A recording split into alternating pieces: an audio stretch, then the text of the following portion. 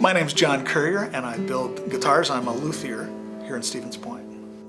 Nice. And it just rings and rings. It's a nice... I started building because I read a book on building guitars. That was a gift to me. I read this book and I thought, how do these ever get built? Because they're so intricate, more intricate than I ever imagined. And there's a saying that I've heard other luthiers make, that you're never more than a millimeter away from firewood, because the tolerances are pretty low. It's a wonderful process. I mean, to take raw pieces of wood and some glue and a little bit of steel and suddenly there's music. It's a wonderful thing to do.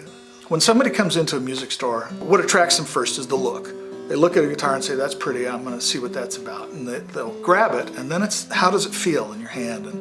And then the last thing is they strum it and they hear it. And you sort of build it in reverse. You build it thinking, I want this to sound the way a guitar should sound, and I want it to be playable.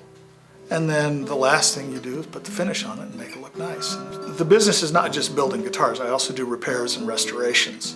And that's often where the bread and butter comes, because if somebody already has a nice guitar, they're not going to necessarily want to buy another one. Start to finish, when you count all the drying time and the finishing process, is about 4 months. When you finish a guitar, I mean, from the very first one I've done through the most recent one I've done, you really don't know what they're going to sound like until you do the final work and you strum it. You tune it up and strum the guitar. You really don't know what it's... You have an idea what it'll sound like, but everyone's different, and it's always kind of a fun experience to see what you've created. This is what I do full time.